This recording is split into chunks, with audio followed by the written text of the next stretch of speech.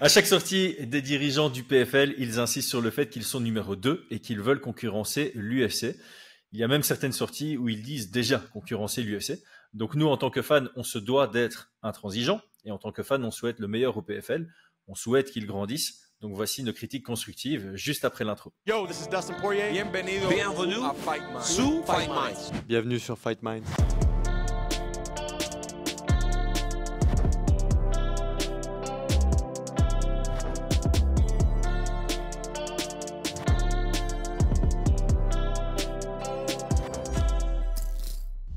Entraîne-toi avec le bon matériel. Depuis plus de 25 ans, Metalbox est LA référence française des sports de combat. Découvre la gamme pour coach et combattants sur metal-box.com et profite de 25% de réduction cet été avec le code promo FightMinds. Bon, les amis, on a 4 piliers sur lesquels on a des critiques à faire. Je vais d'abord citer les 4 piliers et puis on va se lancer. Donc le premier pilier, ce sera les formats du PFL. Le deuxième pilier, ce sera la communication du PFL. Le troisième pilier, ce sera la production du PFL. Et le dernier pilier, ce sera la logistique, l'organisation du PFL de manière générale. Alors, le premier pilier, ce sont les formats. Là, mon premier point, c'est flou pour les fans. C'est difficile de comprendre. Le PFL, mon analyse, c'est que le PFL récupère des fans de l'UFC. Tu ne deviens pas fan de MMA par le PFL. La réalité, c'est un peu comme, je dirais, nous, on récupère des fans grâce à la sueur. C'est un peu comme ça que ça fonctionne. Les gens ne rentrent pas fans de MMA en passant directement par Fight Minds. Donc, tu commences à suivre le MMA, tu commences à t'intéresser à l'UFC, tout est clair, tout est clean, et puis tu deviens un fan assidu et tu te rends compte qu'il y a d'autres ligues dans le monde, notamment le PFL qui se positionne comme les numéros 2. Tu veux les suivre, et là, PFL tournois internationaux, PFL Europe, PFL MENA, Bellator Champion Series, PFL Pay-Per-View Series. On n'y voit pas clair. Dans le dernier événement, Cédric Doumbé le disait aux commentaires, moi j'avais même pas remarqué, tu avais des combats avec les gants Bellator, tu avais des combats avec les gants PFL. Dans la cage, tu voyais les logos PFL, les logos Bellator. L'événement s'appelait PFL, Battle of the Giants. Mais voilà, quand tu vois des gens rentrer avec des shorts avec le logo Bellator, tu te poses vraiment des questions. C'est flou, même pour moi qui suis commentateur et qui suis le PFL. Je ne vais pas dire de semaine en semaine parce qu'ils n'ont pas des événements chaque semaine, mais je commente le PFL MENA, je commente le PFL Europe. Je commentais le PFL international, j'ai commenté ici les derniers Bellator et le PFL Pay-Per-View série, et c'est à peine net pour moi. Je suis perdu. Je suis perdu et j'ose pas imaginer un nouveau fan qui découvre ça. C'est juste un argument pour sortir directement en disant ouais, tu sais quoi, non, laisse tomber. Je reste à l'UFC et je vais regarder peut-être le KSW et le Cage Warriors en plus, quoi.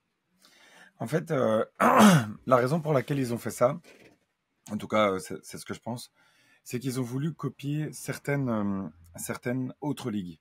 Donc, la NFL, NBA, etc., c'est un système de championnat. Et bon, ici en Europe, on dirait plus la Champions League, donc essayer d'avoir un championnat avec un gagnant à la fin. Et il y a certains codes qui fonctionnent particulièrement aux États-Unis. Donc, tu vas avoir, par exemple, les commentateurs qui parlent au départ avec énormément d'analyse. Typiquement, ils ont beaucoup plus de statistiques que les autres. Et puis, après ça, ils ont voulu développer d'autres parties du monde pour essayer de faire un autre système qui fonctionne aussi, d'avoir un truc qui est régional. Et à partir de ce truc régional, de dire, bon, bah alors, il y a une sorte de ligue majeure, entre guillemets. Donc, ce serait comme si on disait, c'est un petit peu compliqué de comparer au foot, mais bon, de dire si tu as une ligue nationale, et puis après de cette ligue nationale, tu peux aller à la Champions League et essayer de devenir le champion à travers tout. Mais en fait, le souci avec ça, je trouve ça intéressant parce que on le rappelle, c'est une critique constructive. C'est pas du tout de tirer dessus facilement et de dire voilà, faites comme l'UFC. Au contraire, je trouve que c'est intéressant d'essayer de se démarquer de l'UFC, de dire voilà, on va essayer de proposer quelque chose de différent. Et donc, c'est pas tellement le fait qu'ils ont proposé un format qui soit différent, c'est la lisibilité de ces formats qui est complexe. À 100%, parce que ici, je vais juste rebondir. Pour moi, il y a quelque chose qui est très clair. PFL, tournoi international, voilà, c'est ce qu'ils font depuis le début. Et progressivement, ben là, ils ont rajouté Europe depuis l'année passée. Cette année, ils ont rajouté MENA. On sait que l'année prochaine, ils vont viser à faire PFL Africa, PFL Asie. Et en 2026, ils visent à faire Océanie, donc Australie plutôt. Je ne sais pas s'ils vont faire tout le continent ou ils vont juste faire Australie. Et Amérique latine. Ça, c'est clair, parce que tu as des petits formats, et puis quand tu performes dans le petit format, tu as ta chance au gros format. Là où j'ai le plus de problèmes, c'est ils ont racheté le Bellator. Je comprends la logique de vouloir garder le roster du Bellator en vie, mais alors le Bellator Champion Series et le PFL Pay-Per-View Series, ça me paraît un peu trop complexe. On s'y retrouve pas, et je me demande si c'était une bonne idée initialement de faire ça, plutôt que sur leur carte avec des tournois, il y a aussi des combats showcase. Donc pourquoi pas simplement faire des cartes avec les tournois et puis des cartes avec le reste du roster, quoi. C'est ça. Ce qui est super simple, et personne ne serait perdu avec ça. En fait, sur le format, c'est ça que je disais, c'est que je pensais que c'était intéressant de le faire, de proposer quelque chose de nouveau et de différent. Donc ça, je trouve ça bien, parce qu'on se dit, ok, c'est différent. Je suis pas encore persuadé que le système de points, ce soit le meilleur système de points. Je sais pas ce que tu en penses, mais j'ai... Donc, pour ceux qui ne le savent pas, il y a un système de points. Donc, si vous gagnez, vous avez 3 points. Si vous perdez, c'est 0 points. Si vous perdez, vous ratez la pesée, c'est les 3 points que vous avez alloués sont pour l'autre personne. Enfin, il y a un système de points. Attends, donc, en gros, tu as une saison régulière. Pendant la saison régulière, tu as une poule, un groupe, normalement de 8 combattants. Mais évidemment, comme il y a des blessures, il y a des combattants qui rentrent au deuxième combat, peu importe. Tu gagnes ton combat à décision, c'est 3 points. Tu gagnes ton combat avec un finish dans le 3e round, c'est 4 points. Tu gagnes ton combat avec un finish dans le 2e round, c'est 5 points. Tu gagnes ton combat avec un finish dans le 1er round, c'est 6 points.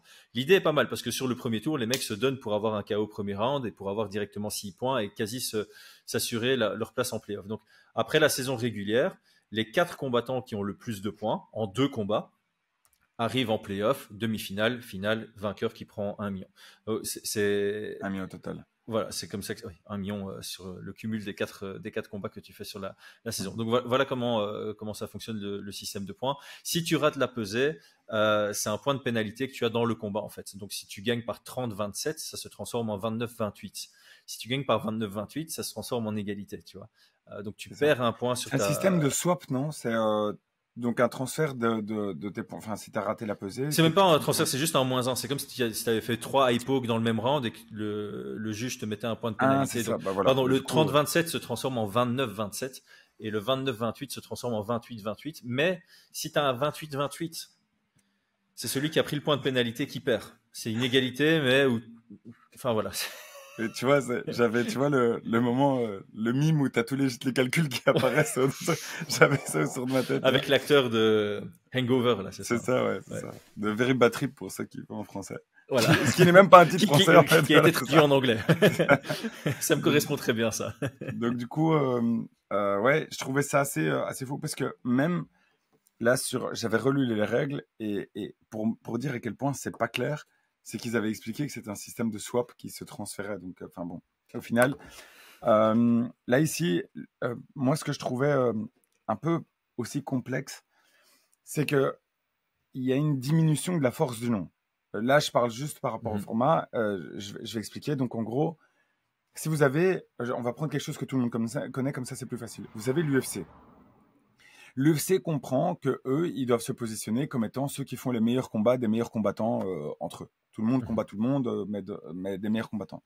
Donc, ils se disent, on base tout sur la compétence. Et il y en a d'autres, par exemple, qui vont se dire, bon, on peut faire des combats qui peuvent être intéressants, qui ne sont pas juste basés sur la compétence, mais sur la popularité. Prendre un YouTuber, prendre une star, enfin n'importe. Donc, l'UFC prend principalement, dans 99,999% des cas, sur la compétence. Mais ils se disent, bon, nous, on doit remplir ce pool. On doit toujours avoir un roster qui soit rempli des gens les plus compétents. Ouais. Donc, on doit faire un peu comme les clubs de foot font, c'est aller chercher des jeunes talents. Et ces jeunes talents, essayer d'aller voir. Donc, ce qu'ils font, c'est ils créent une sorte d'autres formats qui sont les Dana White Contender Series et le TUF pour pouvoir non seulement chercher les futurs talents, mais en plus pour pouvoir les construire pour que lorsqu'ils arrivent à l'UFC, ils aient déjà un nom que certaines personnes connaissent déjà et puissent monter tout ça. Et des images réutilisables pour le marketing aussi. Exactement. Ouais. Enfin, avec tous les avantages que ça a, pouvoir remplir en plein milieu de la semaine quand c'est un mardi, quand il n'y a pas de combat, etc. etc. Mais le souci avec le PFL, c'est que ils utilisent le PFL un peu à toutes les sauces. Comme tu l'as dit, je sais même pas te citer tous ceux que tu m'as dit. Tu nous as dit MENA, Paris, Europe. Enfin, tu nous as dit tellement de trucs qu'au final, je trouve que le nom PFL perd de sa superbe. Attends, il y a tellement de PFL. Tandis que quand tu dis je suis à l'UFC, il n'y a qu'un UFC. Il n'y a pas de doute sur quel UFC tu es. Tu es sur l'UFC. Et donc l'UFC garde une force et tu as très envie d'aller à l'UFC. Tandis que si tu dis, j'exagère, mais si je deviens combattant avec de grandes compétences, je pourrais arriver à un PFL régional et dire je suis au PFL. Et donc, les combattants qui sont vraiment au PFL tout au-dessus international, bah, ça perd un peu de dire je suis au PFL. Donc, pour moi, d'avoir créé autant de noms avec le PFL, c'est aussi une erreur d'un point de vue format et communication. C'est un petit peu des deux. Ouais. Bon, bien sûr, peut-être qu'ils se sont dit, OK, nous, on a envie que le nom résonne un petit peu partout, donc on va entendre PFL partout. Mais à force de l'entendre partout, c'est pas bon non plus. Et puis, aussi, sur le niveau, c'est un petit peu comme... J'avais donné cet exemple, je sais pas si c'est le meilleur, mais lorsqu'une voiture crée une marque qui est dans une autre catégorie, souvent elle change de nom. Je dis un truc, Volvo, Lexus ou ce que tu veux, enfin tu vois. C'est pas Toyota. Polestar, par exemple. Polestar. Oui, c'est ça. Volvo, c'est Polestar, Toyota, voilà. Lexus. Ouais. C'est ça. Donc, tu essaies toujours de différencier parce que tu te dis, j'en sais rien, moi, Dacia, c'est pas Renault, quoi. Enfin, tu vois, tu as besoin d'avoir une différence entre les deux pour te dire, bon, bah, si j'achète celle-là, ceux qui ont celle qui est au-dessus vont pas se sentir lésés et se dire, bon, bah, j'ai quelque chose qui est équivalent. Donc, moi, quand j'entends maintenant quelqu'un qui dit, bah, je suis au PFL, je sais jamais c'est quel PFL. Et je crois que c'est un souci. Enfin, parce que dire tous les noms, après, bon, bah, déjà, soit on sait pas lequel c'est, soit c'est pas très important. Et d'ailleurs, je me pose maintenant une bête question qui est pas une bête question, mais Francis Ngannou vient de prendre la ceinture à Renan Ferreira. Renan Ferreira a eu sa ceinture parce qu'il a gagné le tournoi Heavyweight l'année passée. Mais là, dans 1 mois et 1 semaine, il y a les finales du tournoi PFL de cette année. Donc, Popov et Golskov qui vont se rencontrer en finale du tournoi poids lourd. Est-ce qu'ils auront la ceinture PFL ou est-ce que c'est Ngannou qui la garde ou ils ont chacun une ceinture du PFL? Tu vois, en termes de visibilité, encore une fois, ouais, tu vois, je suis assez renseigné sur le PFL puisque je dois les commenter. Et là, je viens de me poser une question à laquelle j'ai même pas la réponse. Et donc, je sais, il y a peut-être des gens en commentaire qui vont dire, la réponse c'est ça. Mais le fait que ce soit pas clair et qu'il surtout faut limite faire des recherches. On parle pas de quelqu'un. Bah, tu commentes le PFL, c'est pas. c'est quand même chaud, tu vois. Du coup, par contre, je trouve ça intéressant de pouvoir construire des combattants d'un point de vue régional. Ça, je trouve ça cool. Je trouve ça bien qu'ils aient ce format-là et de se dire, OK, on va essayer de faire quelque chose en Afrique, on va essayer de faire quelque chose en France, on va essayer de faire ça un peu partout. Ça, c'est génial. C'est un peu c'est le Dana White Contender Series et le turf, tu vois. C'est comment est-ce qu'on va dénicher les talents locaux avant qu'ils se fassent dénicher par l'UFC et maintenant qu'ils sont dans la machine PFL sur un tournoi local, quand ils vont gagner, ils vont aller au tournoi international. Dakota Ditcheva, elle a gagné le PFL Europe l'année passée. Aujourd'hui, elle est en finale du tournoi international. Ça, pour moi, c'est très clair. C'est très clair. Maintenant, il y a aussi des règles qui sont pas communiquées. Par exemple, Dakota Ditcheva, elle gagne, elle retourne elle va dans le tournoi international. Jacob Nedo aussi. Et puis, je sais plus qui a gagné l'année passée, mais il refait le tournoi PFL Europe, tu vois. Et donc, tu es un peu là, est-ce que le choix est laissé aux combattants? C'est bête, c'est des petites communications comme ça qui seraient intéressantes d'avoir parce qu'au moins, comprendre le fonctionnement. C'est un peu comme les règles, tu vois. Moi, je regarde pas le foot américain parce que je connais pas les règles, mais je serais super intéressé que quelqu'un m'explique les règles pour pouvoir kiffer ce sport parce qu'il a l'air très chouette. Là, c'est pareil, tu regardes le PFL, mais tu comprends pas tout, ça te démotive à le regarder. Donc voilà, première critique constructive, il faut vraiment qu'ils simplifient leur format, les noms, qu'est-ce qu'ils font du PFL, que ce soit clair pour tout le monde. Et j'ai l'impression que c'est même pas clair pour eux-mêmes en fait. Et au-delà de simplifier les formats, c'est aussi simplifier ou en tout cas avoir une communication très claire sur comment fonctionnent leurs différents formats, comment ils s'imbriquent les uns avec les autres. Je pense que ça c'est primordial. Alors moi il y a deux trucs mineurs par rapport à ça. La finale, l'événement avec toutes les finales, ce sera ici dans 1 mois et des poussières. Je l'ai commenté l'année passée. Tu as 6 combats en 5 rounds. Tu as 1 million à la clé. Donc, tu as une différence énorme de primes entre celui qui va gagner et celui qui va perdre la finale. Donc là, il n'y a pas de performance qui compte. C'est je dois gagner, coûte que coûte. Donc, mec, t'en as des combats à 25 minutes. C'est pas improbable que cette année, ou une année en tout cas, on ait 6 combats de 25 minutes sur la même carte, avec des showcase fights à côté. Ta soirée, elle tire en longueur. Et en plus de ça, c'est attractif, c'est les finales. Je trouve que le format des tournois, ce qui fonctionne bien, c'est que les gars en finale, ils ont déjà combattu 3 fois cette année. Ils ont gagné minimum 2 fois, certainement 3 fois sur l'année. Donc tu les as suivis, il y a des highlights à faire passer, etc. Les fans qui suivent le PFL de manière assidue, enfin qui regardent tous les événements, ils connaissent très bien les finalistes. Faites 2 événements. Faites 2 événements une semaine après l'autre, ça donne de l'attrait sur 2 événements différents. Je pense qu'il y a moyen d'avoir une source financière intéressante par rapport à ça. Et au moins, tu as 3 combats de 5 x 5 par carte et pas 6, puisque 6, c'est vraiment long. Donc ça, c'était ma première petite critique, mais je pense que les gens seront d'accord avec moi que ça peut vite tirer en longueur d'avoir 6 combats en 25 minutes. Alors la deuxième critique, c'est que j'ai vu des combattants, notamment Jacob Nedo, dont j'ai parlé, qui prennent un KO sur le premier combat. Et il faut savoir qu'il y a 8 semaines d'écart, même pas, peut-être 7 semaines d'écart entre ton premier tour et ton deuxième tour de la saison régulière. Tu prends un KO, tu dois sauter, quoi. Tu te fais remplacer au deuxième tour parce que ça. J'imagine qu'il y a eu comment ça s'appelle, un check médical et que il n'a pas été suspendu médicalement et qu'il pouvait combattre 7 semaines plus tard. Mais c'est déconné. En plus, je pense qu'au deuxième tour, ils le mettent contre Impa Kazanganay qui avait gagné le tournoi l'année d'avant. Pas cool, quoi, pas cool, les gars. Donc, il devrait y avoir une règle, genre, tu prends un KO clean au premier tour, on va te trouver un remplaçant pour le deuxième tour. Ouais. Et puis, dernier point, ça, je crois que le point qu'on a déjà dit au moins 1000 fois, qu'il faut les coudes, en fait. Ouais, les coudes, ça change tout. C'est une part intégrante du MMA. Tu peux pas. Ouais. Alors, je comprends la logique, encore une fois. Alors, je comprends la logique pour le tournoi parce que les coudes, ça ouvre vite et du coup, tu pourras avoir quelqu'un qui gagne son premier tour qui peut pas participer au deuxième combat parce qu'il s'est fait ouvrir. Ou pareil, demi-finale, tu peux avoir un gars qui se fait ouvrir et qui peut pas participer à la finale. Maintenant, les coups de genoux, ça ouvre aussi. Les kicks, ça ouvre aussi. Donc, ouais, les coudes ont peut-être une plus haute probabilité, mais honnêtement, ça reste rare qu'un coude qui ne finit pas un combat empêche un combattant de combattre plus tard. Donc ça, c'est 1. Et 2, je me pose quand même la question de, ok, tu mets ça dans les tournois, fine. Pourquoi dans les showcase fights, les coudes ne sont pas autorisés? Parce qu'ils font des cartes avec 8 combats du tournoi et puis ils rajoutent 2 combats showcase. Et même dans les showcases, les coudes ne sont pas autorisés. Donc ça, c'est une critique constructive facile, c'est autoriser les coudes au moins dans les showcase fights, idéalement même dans les tournois parce que ça change trop. Est-ce qu'on passe au point suivant? Ouais. La communication. On l'a déjà dit, on l'avait déjà dit, maintenant on va construire dessus. Donc c'est très positif de bien payer les athlètes. Là-dessus, point ultra positif, peut-être un des points les plus positifs, en tout cas s'ils ont les reins solides financièrement, ce qui semble être le cas.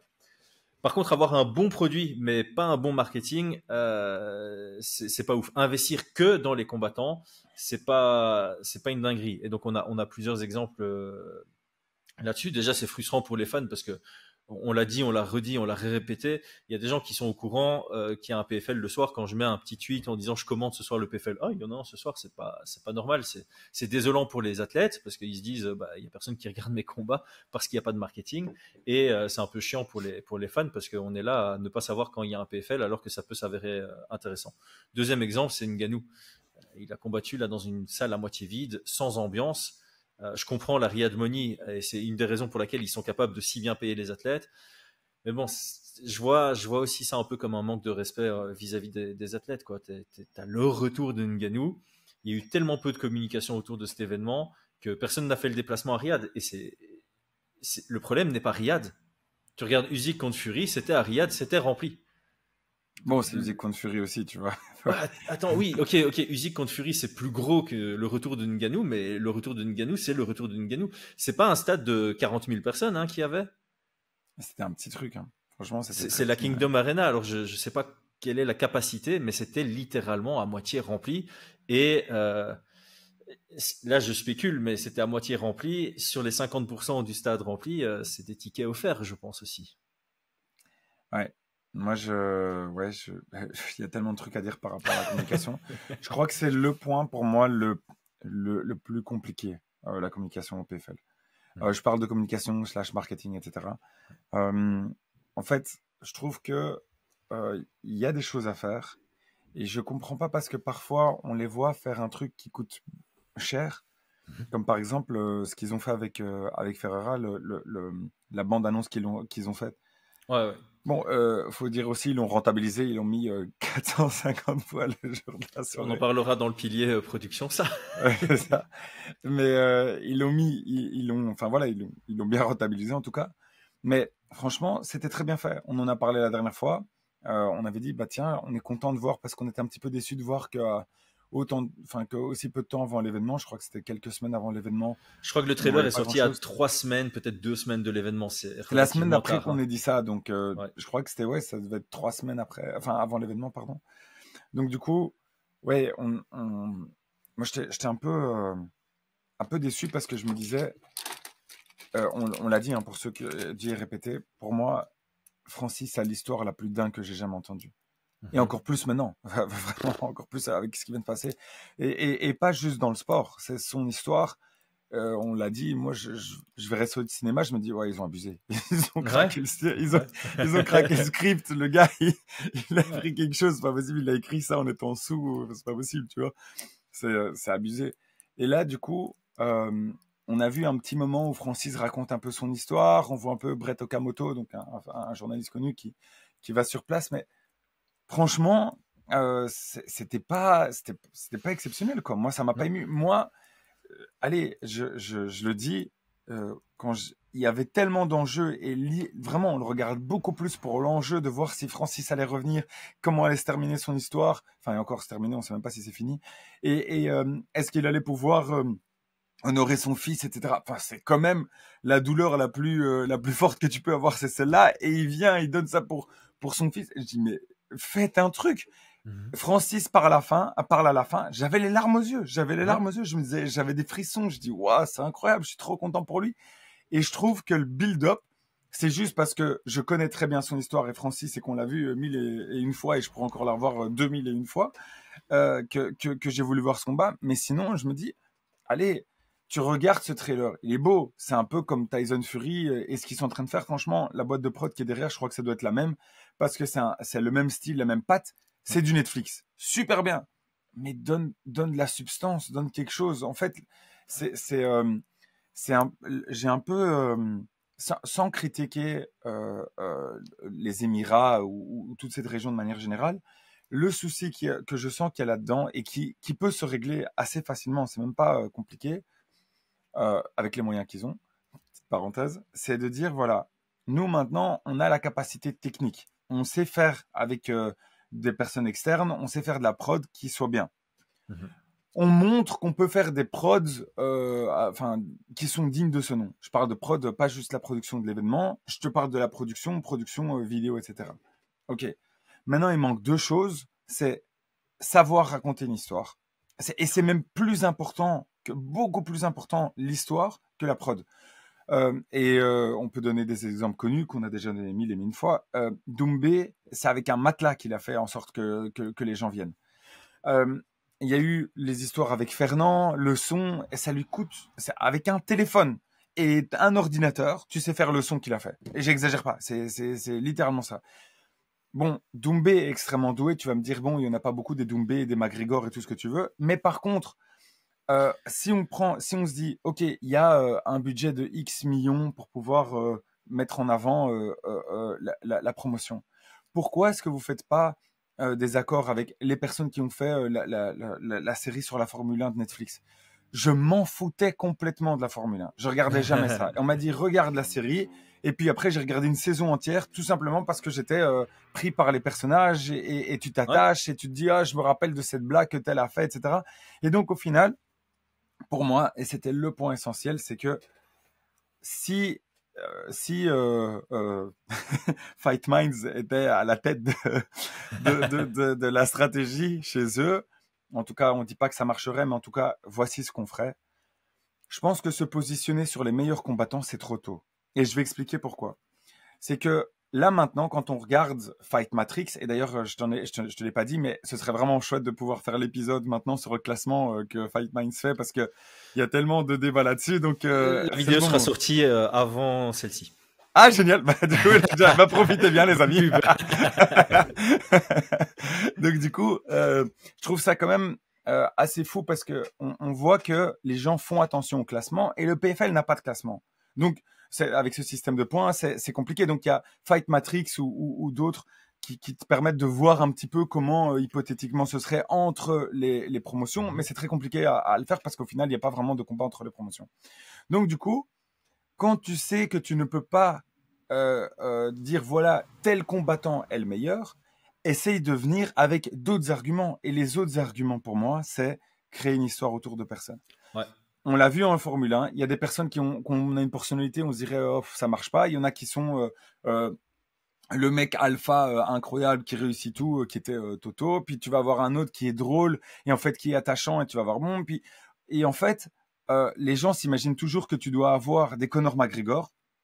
D'ailleurs, c'est pour ça que Ilia est parti dans ce délire-là. Mais en fait, tu peux avoir tellement d'histoires avec des personnes qui sont tellement attachantes. Et quand t'as un Ngannou, quand t'as un Jake Paul, quand t'as tout ça, mais fais quelque chose à partir de l'histoire. Montre. Même Cyborg, parce que Cyborg, encore une fois, tu dis, ils ont tout fait par rapport à leurs résultats sportifs.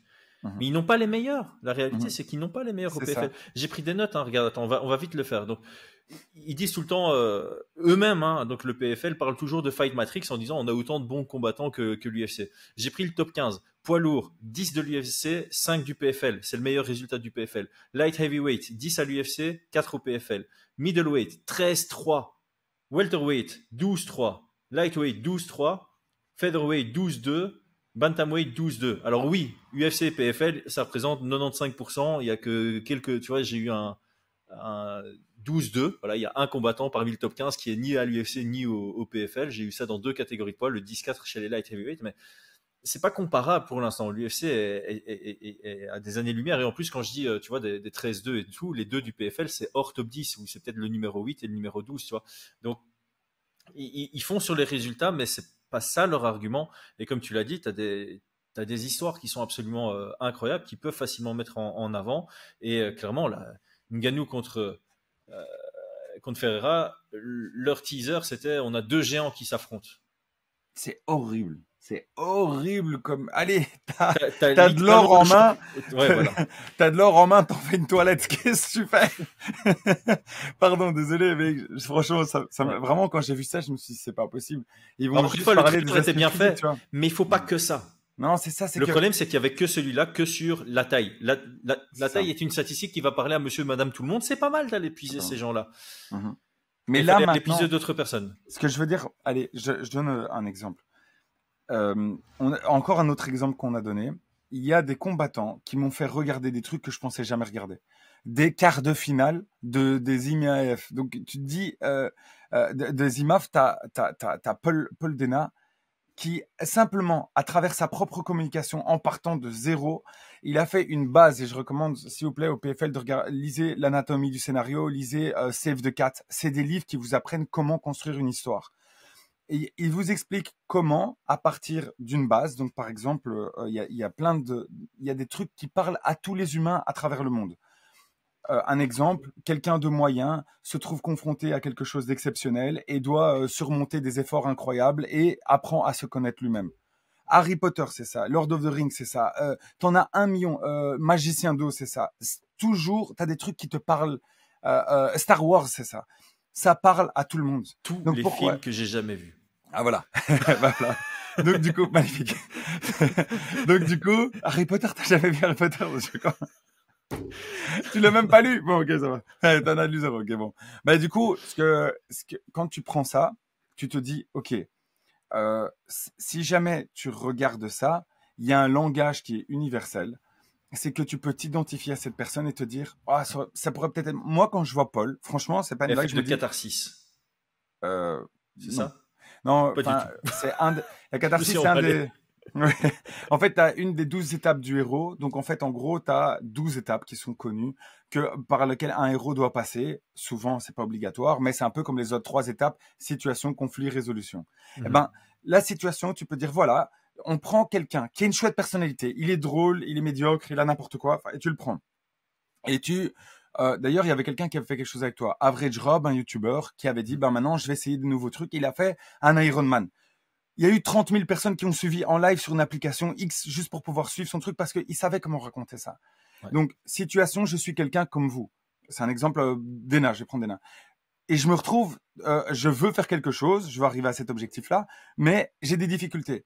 Je m'y connais pas, c'est compliqué, blablabla, et j'arrive, et c'est ça qui est chouette, c'est les difficultés. Et puis, tu arrives à un moment fatidique que tout le monde va vouloir venir voir. Ben, moi, je te le dis, si jamais ils prennent certaines personnes dans le roster et qu'ils font une analyse de personnalité, qui se disent, bon, celui-là, il a un potentiel. C'est pas sûr qu'il va être champion, mais il a un potentiel. T'as plein de gens qui sont jamais devenus champions et que les gens adorent. Vas-y, mets quelque chose, fais des petites séries, suis-les, mets du budget là-dedans, tout simplement parce qu'il y a un moment donné où tu peux avoir l'effet, je l'appelle Paul Dena si tu veux, ou n'importe, où tu vas te dire, tu sais quoi, je connais pas ces gens. Et combien de gens connaissaient pas Doumbé, mais ils ont vu tout ce qu'il a fait et tu te dis, ok, vas-y, j'ai envie de te voir, je vais regarder. Et au final, on s'en fout si Doumbé était 150e mondial et si Baki était je sais plus quantième mondial non plus. Au final, tout ce que tu veux, c'est te dire, je ne sais pas ce qui va se passer, j'ai envie de savoir ce qui va se passer et avec tout le build-up qu'ils ont fait, c'est ça.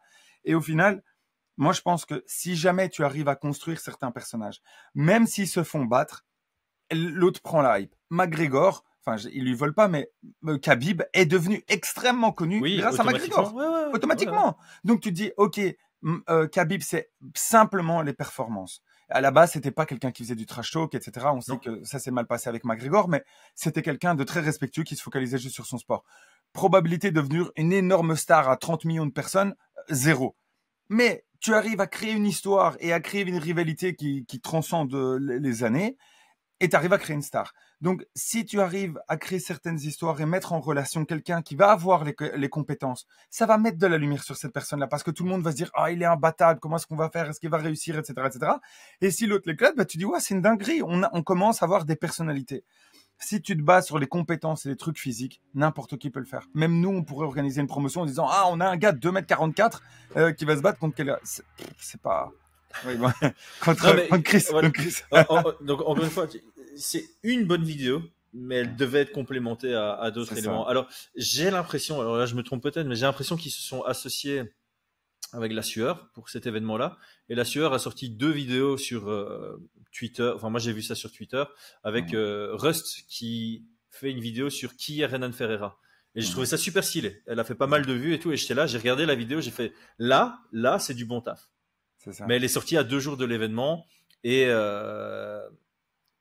voilà, c'est la bonne direction, mais il y a des manquements. Donc je pense que voilà, je connais pas la relation entre La Sueur et le PFL, mais là c'est une bonne idée. Ils ont externalisé parce qu'ils n'ont pas les moyens en interne et c'était du bon taf.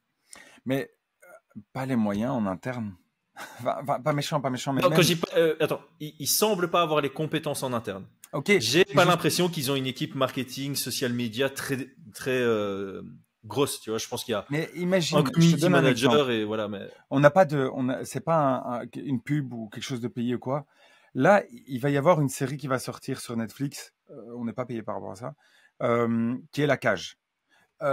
La Cage. Je crois qu'il y a des gens qui sont payés pour en parler. J'ai vu. Oui, c'est pour ça que je le dis. C'est pour ça que je le dis. C'est pas le cas. J'ai pas vu moi. Voilà. Mais c'est juste pour prévenir, pour pas dire ils font de la pub déguisée ou quoi. Donc non, on n'était pas du tout rémunéré on n'est pas rémunéré par rapport à ça. Et tu le vois. Il y a un vrai travail derrière. Je l'ai entendu, il y a Lapillus qui est derrière pour pouvoir dire quels sont des mouvements qui sont fluides. Il y a Georges Saint-Pierre qui apparaît. Je vais pas tout spoiler parce que c'est des trucs qui sont un petit peu partout. Mais il y a un vrai travail de recherche et que tu te dis, c'est un gars qui s'est dit, bon, bah, je vais me creuser pour pouvoir faire la même chose. Enfin, faire quelque chose de bien. Mais prenez des gars, des copies, des gens qui écrivent des films, faites n'importe quoi, essayez de prendre des gens qui se disent, OK, je vais analyser, je vais faire des interviews, je vais creuser, je vais imaginer que je suis en train d'écrire un film. Et maintenant, à partir de là, je vais me focaliser là-dessus. Faites des deals avec des distributeurs, même si vous êtes en perte au départ, mais juste pour pouvoir faire en sorte qu'il y ait de la visibilité, un truc naturel, donc on se dise, oh ouais, c'est une dinguerie. Moi, je crois que c'est trop compliqué d'aller sur le chemin de la compétence au départ.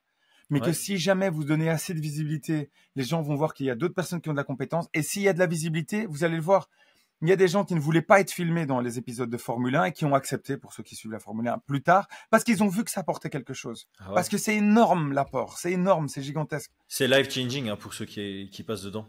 C'est ça. C'est vraiment la visibilité que ça leur offre et par conséquent, les partenariats. Et c'est ça que je dis, c'est que investir sur les primes de combattants, gros point positif.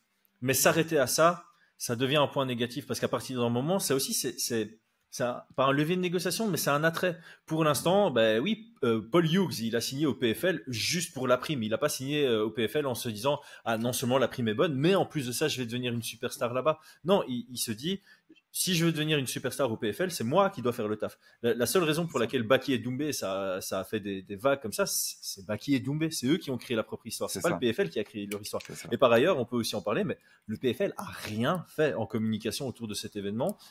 Ils sont reposés sur leur laurier. Ils savaient que ça allait auto-vendre et ils n'ont pas surfé sur la vague. Je pense qu'ils ont loupé aussi une opportunité ici ils auraient pu faire eux-mêmes leur propre truc. T'imagines s'il y avait une série, voilà, un MBD exactement. là-dessus, mais t'imagines, tu suis Doumbé, Baki les 2 semaines avant, mais tout le monde regarde, regarde. Bien sûr, surtout ils ont manqué gros. Et là. même encore avant Jordan, mais tu fais ça avant Jordan, mais c'est une dinguerie.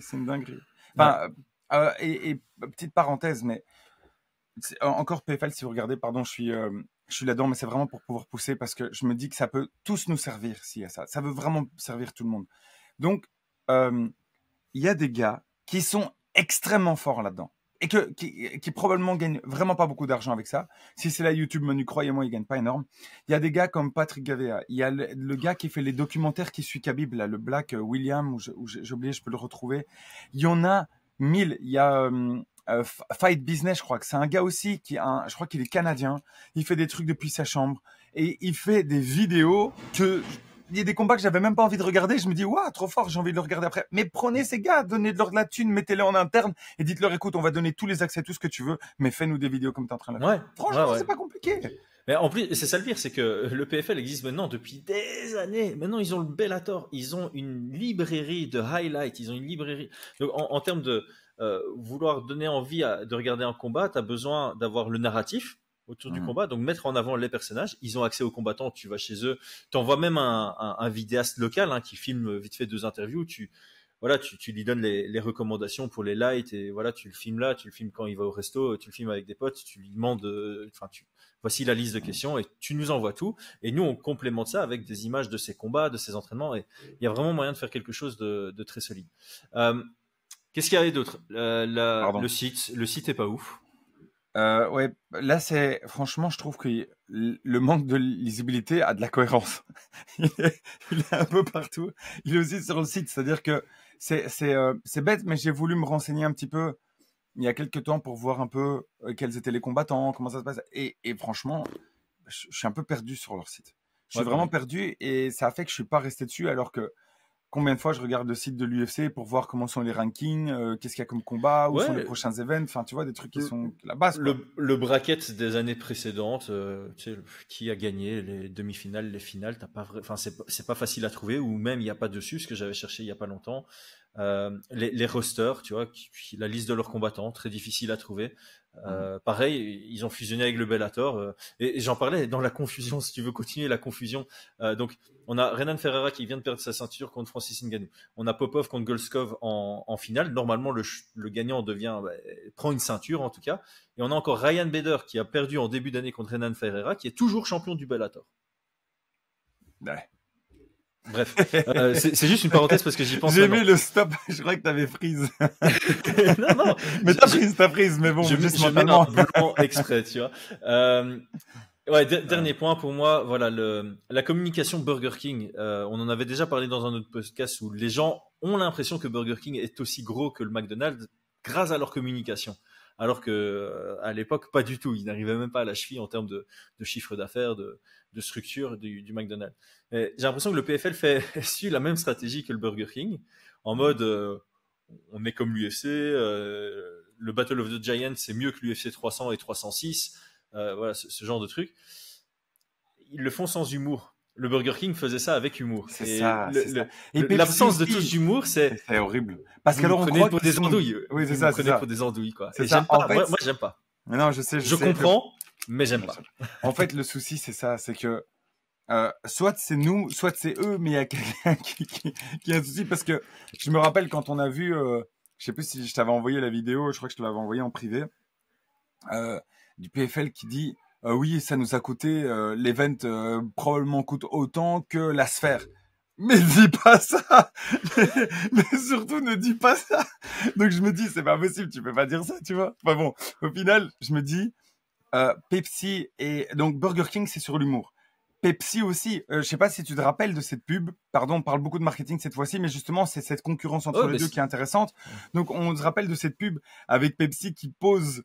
C'est un garçon qui clique sur un Coca, il le pose par terre, un deuxième Coca, il le pose par terre, puis il marche sur les deux, et puis c'est pour arriver au Pepsi. C'est énorme, c'est énorme.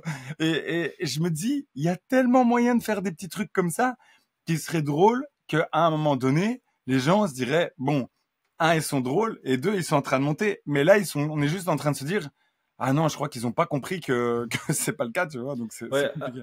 Alors, je sais, les goûts et les couleurs, ça change. Moi, je trouve ça cringe, en fait. Tu vois, quand j'entends ces interviews, je suis mal à l'aise.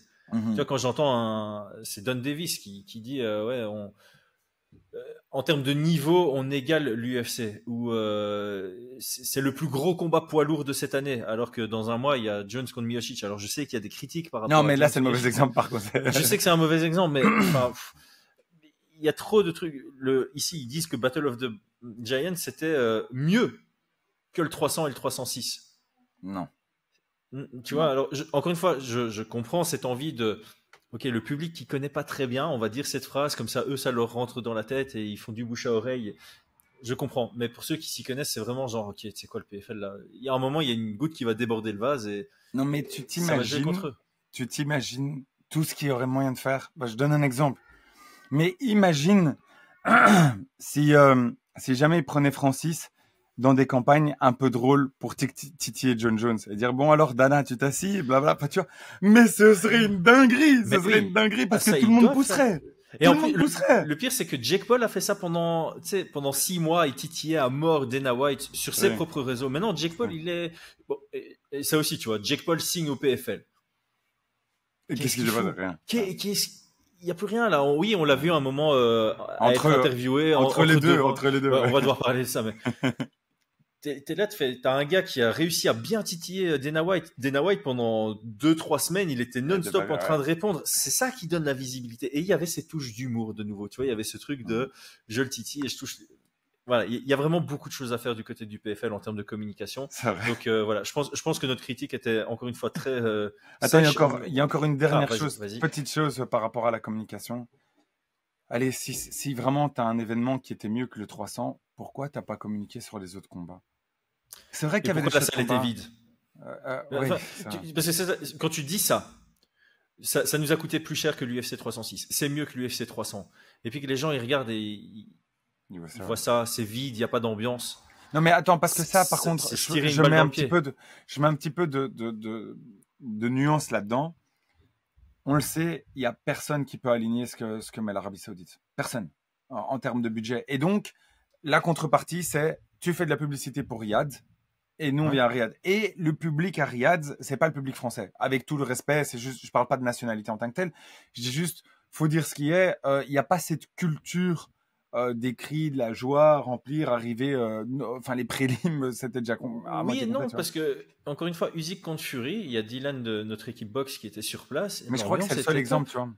Ah oui, pour l'ambiance, ouais. L'ambiance était top. Mais est-ce que c'était du local aussi, tu vois? Mais justement, par exemple, est-ce que tu voles jusque là-bas, tu vois? Mais tu viens de le dire, le but de Riyad de faire ce genre d'événement chez eux, c'est de donner envie aux gens de voyager et de découvrir leur pays. C'est leur incentive, c'est leur objectif.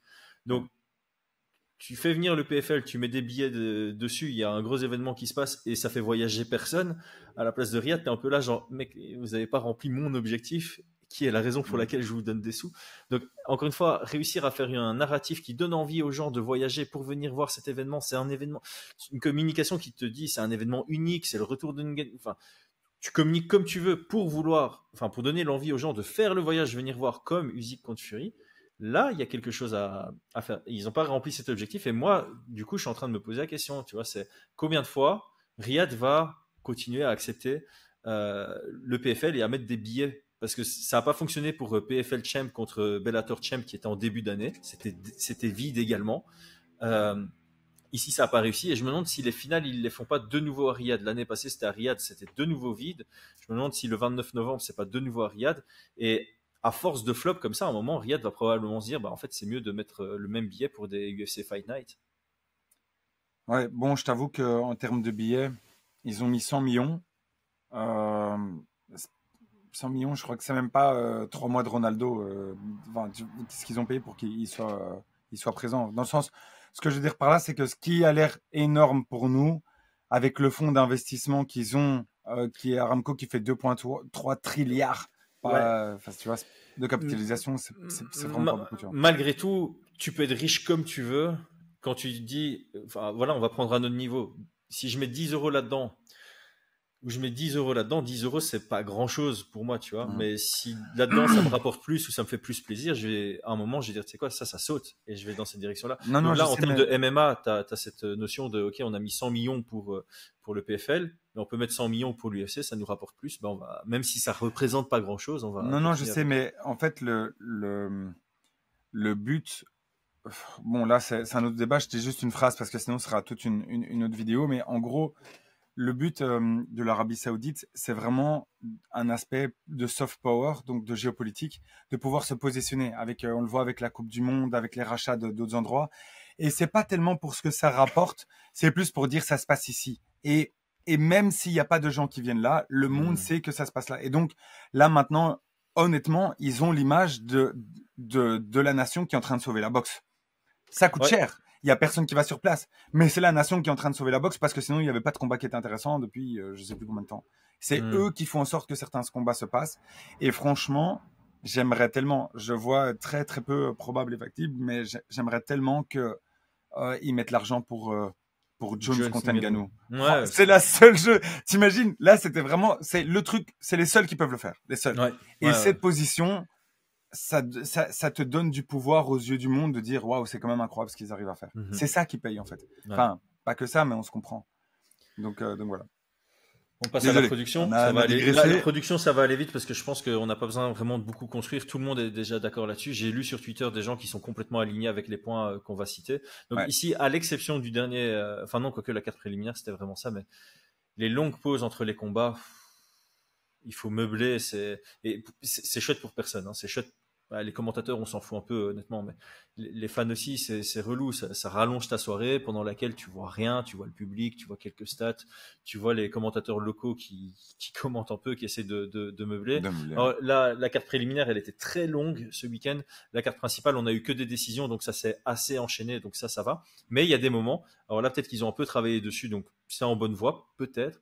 Mais il y a vraiment des moments où moi, j'ai commenté, tu commences ton événement par 2 décisions, et puis tu attends encore 20 minutes avant le début du combat suivant, enfin le début du walkout suivant. C'est pas possible de faire des trucs comme ça. Donc là, il faut une meilleure gestion. Explique un petit peu, c'est juste parce que si jamais tu finis par 2 KO au premier round, bah, c'est normal que ça a commencé trop vite, donc tu dois un petit peu meubler et attendre. Ouais, c'est normal.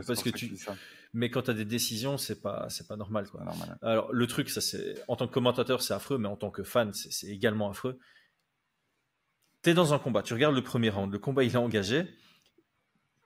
Tout le monde aime voir ce qui se passe, les coachs qui viennent, un ralenti du premier round, un highlight du premier round, ça te laisse dans le combat. Le nombre de fois où ils te tapent un trailer que tu as déjà vu 4 fois avant, que tu vas encore voir 6 fois après, ils te balancent un trailer entre le round 1 et le round 2, et toi tu es là, en tant que fan, tu es là, tu es dans le combat, et tu vois un trailer que tu as déjà vu, ça te coupe de dingue. Et en tant que commentateur, tu es là, tu veux faire un récap, qui a pris le premier round, quels ajustements doivent être faits au deuxième round, et tu vois un trailer qui se lance, je parle par-dessus. De toute façon, ils ont déjà entendu et vu ce trailer. Où c'est bizarre, c'est chiant.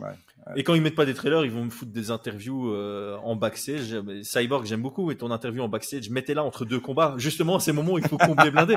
Mettez pas ça entre les rounds. Les entre-rounds, c'est le moment où vous pouvez économiser le contenu que vous avez préparé pour la soirée. Parce que les gens kiffent regarder un entre-round. Ça fait partie de rester dans un combat.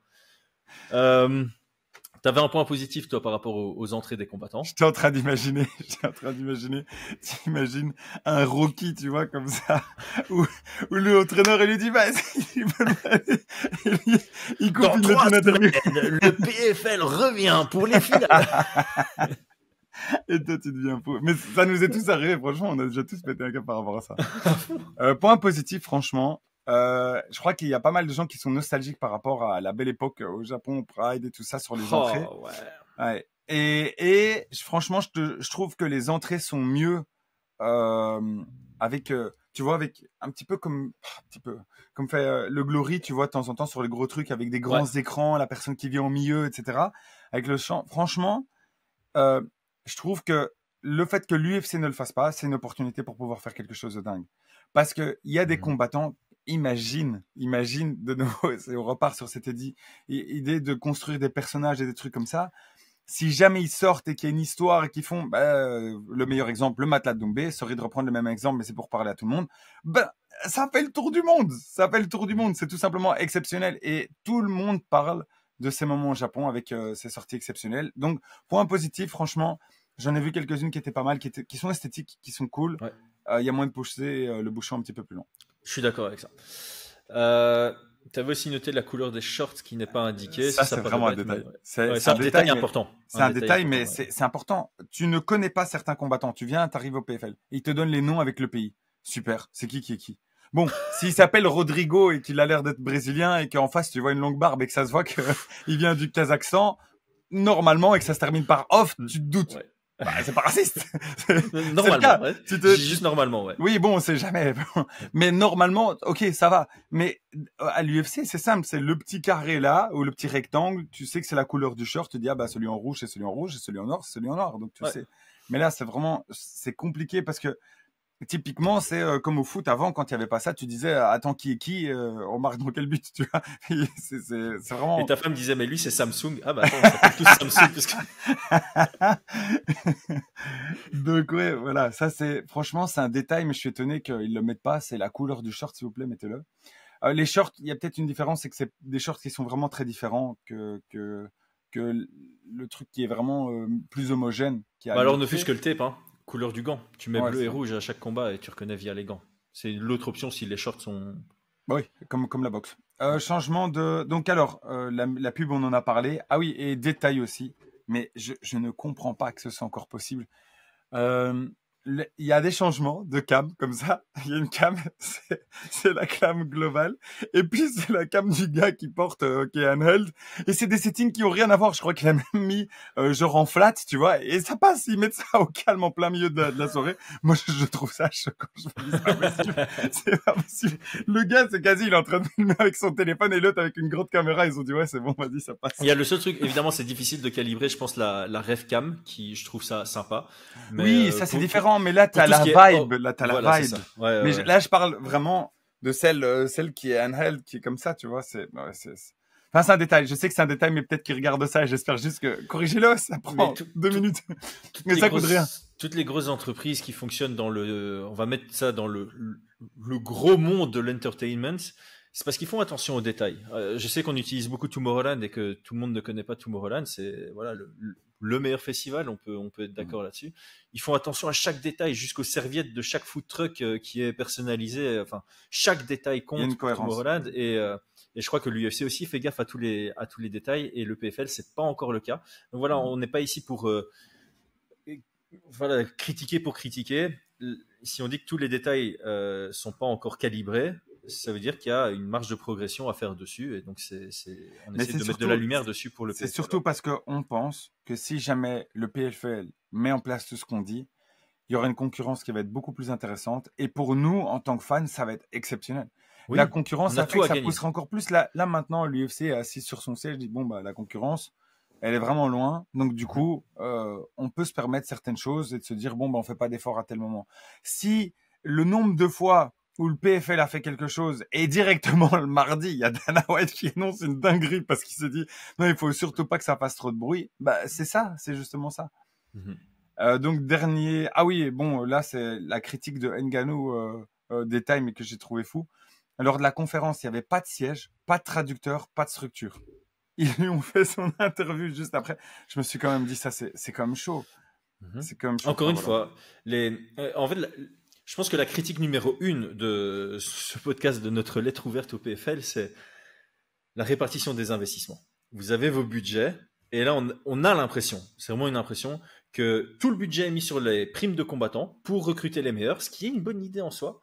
Mais du coup, il y a tellement peu sur vos salariés, la production, la communication, qui sont des piliers, mais tellement, tellement importants. Et en fait, je pense que ça fait une bonne transition vers la suite, parce que Le dernier point. Là, je suis vraiment outré sur ces points-là. J'utilise très rarement ce mot. Je l'ai utilisé parce que je l'ai entendu aujourd'hui. Mes aïeux. Je sais plus dans quel cadre. Je suis outré. La logistique. Quand tu as un événement comme le PFL qui organise des événements depuis avant, le PFL, c'est pas le PFL, c'est le WSEF à la base. Ça existe depuis longtemps, 2005, un truc comme ça. On a été à Berlin pour le PFL Berlin. Comme ça, on a un nom supplémentaire. C'est le PFL Europe qui avait lieu à Berlin pour faire combattre Greet. Greet, c'est un nom néerlandophone féminin. C'était son 12e combat pro. C'est une femme. On va à l'hôtel. Une chambre. Un double lit. Alors, j'en ai fait des combats avec Grit. On est allé au TKO au Canada. On a fait des petites promotions en Belgique, en Hollande. On a fait le Bellator avant que ce soit racheté par le PFL. Le matchmaker ou celui avec qui tu es en contact t'envoie toujours un message qui vient avec Grit. Si tu donnes, on a fait l'UAE Warriors. Si tu envoies un nom féminin, il te propose quand même. Est-ce que ça va si on prend qu'une seule chambre? Si tu dis c'est moi ou c'est un autre mec, ils te disent 2 chambres, tu vois. Ils te le proposent même pas. Ils prennent 2 chambres par défaut. Le pire qu'on puisse nous faire, c'est je pense que c'était ça. On devait faire une escale à un moment et dormir sur place. Et là, le gars a dit bon. C'était galère de trouver 2 chambres, donc on a pris une chambre avec lit séparé. C'est la moindre des choses. Là, tu débarques au PFL avec une nana, et t'as un double lit, quoi. Ça va pas. Bon prétexte, ça. Franchement, je suis sûr que t'as fait exprès. T'as dit, écoutez, non, je rigole, je te taquine. Non, mais comme je le dis, j'ai déjà fait beaucoup de voyages avec Grit, c'était toujours 2 chambres. Non, je sais, je te taquine, je sais. Mais vu que t'es outré, je vais en rajouter une couche. Outré. Donc, du coup, les backstage. Voilà, et donc, il y a plus que ça. Donc, ils ont voulu faire, donc, à Newcastle, pareil, ils ont voulu faire une entourloupe. Donc, Grit fait le poids, son adversaire loupe le poids complètement. T'es dans le tournoi, mais là, l'adversaire a raté tellement le poids et on a eu tellement de mauvaises expériences avec des poids ratés par le passé que on a pris cette leçon. On arrête d'accepter quand il y a une telle différence de poids au moment de la pesée. Donc là, nous, c'était non catégorique. On annule le combat. Et là, ils ont essayé de faire une entourloupe où ils ont laissé les 2 heures à l'autre athlète pour refaire le poids. Elle a même pas essayé de descendre. Elle est juste restée au même poids. Et elles ont pesé Grit une 2e fois à la fin de la pesée autorisée. Donc, disons que Grit s'est pesé à 8 heures au poids du contrat. Elle est partie se réhydrater. Ils ont repesé Grit à 10 heures, qui du coup était au même poids que son adversaire. Et donc, ils ont voulu maintenir le combat. Ils ont quasi forcé la main en disant si tu prends pas le combat, on considère que c'est une défaite, tu vois, ou que tu sautes du tournoi. Et heureusement que Dan Hardy était sur place et qu'il a dit non, mais c'est l'autre qui a raté le poids. L'autre, on l'a fait sauter du tournoi. Et Grit, elle a une 2e chance dans le tournoi. C'était au PFL Berlin par la suite.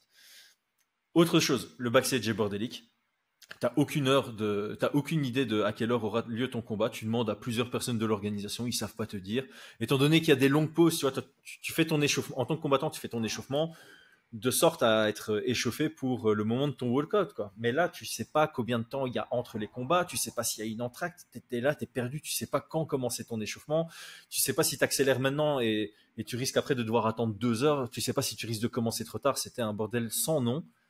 PFL, les gars, au PFL, tu fais ça à ton premier événement, fine. Tu fais ça à ton 2e événement, moyen. Tu fais ça à partir de ton 3e événement, t'es en tort, t'es nul, point barre.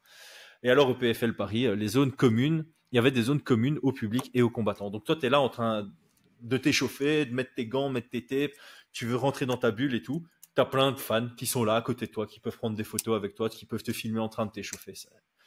Ça va pas. Donc là, en termes de logistique, il y a un gros effort à faire. Et donc, tous les points que je viens de citer, prenez 2-3 employés qui sont un peu qualifiés pour faire ça. C'est pas très compliqué. Tu prends des coordinateurs d'événements.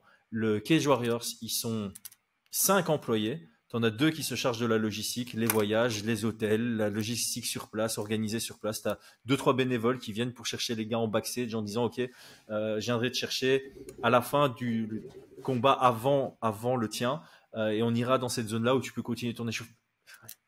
Voilà, c'est pas très compliqué. Ben voilà. Et on a fait un petit tour. On a fait le tour. Dites-nous en commentaire s'il y en a d'autres. Mais soyez juste respectueux, les gars, parce que... Ouais. Envers le PFL et envers nous aussi, parce que je sais, il y a des gens qui vont venir. Il y a des gens qui vont venir. Vous avez qu'à faire votre événement vous-même. Hein, si Non, ça c'est Dana White qui dit ça. C'est Dana White qui dit ça. Il n'y a pas que lui. Mais ce qui est bien, genre, il y a des fois, je pense que j'avais une fois critiqué la RES, ou un truc, encore une fois, une critique constructive auprès de la RES, et j'ai eu 3 commentaires disant est-ce que tu mon événement toi-même? Désolé, je les vois écrire comme ce ça. qui est génial, c'est que tu as déjà fait tes événements, donc tu sais. Oui, en plus, j'ai déjà fait mes événements et j'aime me jeter des fleurs, mais le feedback de tous les combattants, de tous les fans, c'est chaque fois positif. J'ai eu des combattants qui disent putain, méga bien organisé dès le premier. Les fans à chaque fois, c'était super bien. J'ai découvert le MMA, c'était cool. Propose-leur tes services au PFL. Non. Honnêtement, je dirais même pas non. Tu vois, la logistique d'un événement, j'aime beaucoup. Donc, mais on n'a pas fait donc je vais pas le faire parce que on n'a pas fait cette vidéo. T'imagines, tu fais les commentaires et à la pause du cours, c'est à toi de combattre. Mais à mon dernier événement, le Cage Warriors Academy Brussels, j'avais dû faire ça parce qu'il y avait une fille qui était un peu malade et qui savait pas trop si elle allait faire le combat. Et entre chaque combat, j'étais speaker et entre chaque combat, je courais en backstage pour aller voir comment elle allait, si elle allait mieux, si on maintenait le combat, si on le déplaçait, etc. Finalement, on a dû juste le déplacer, mais donc voilà. Enfin, bref, on n'a pas fait cette vidéo pour avoir des contrats ni quoi que ce soit. On a vraiment fait cette vidéo. Ça peut paraître de la critique facile, mais c'est vraiment dans un but bienveillant par rapport au PFL et par rapport à nous. On a quelque chose à tirer à ce que le PFL augmente pour les les nombreuses raisons dont on a déjà discuté dans la vidéo. Donc, je suis très mauvais là. Je suis très mauvais sur la conclusion de cette vidéo. Merci à tous. Non, attends. Voilà, on va dire. Non, franchement, faut dire. Vas-y, je voulais aussi dire, vraiment courage au PFL. Comme on le dit, c'est vraiment dans l'intérêt. On le répète de tout le secteur en fait. Et on espère que ça vous a plu. Je sais pas si tu comptes l'envoyer aux dirigeants ou pas, mais on espère que ça vous a plu. Et donc du coup, mettez en commentaire et s'il vous plaît, soyez respectueux. Merci beaucoup. Merci. Ciao. Ciao.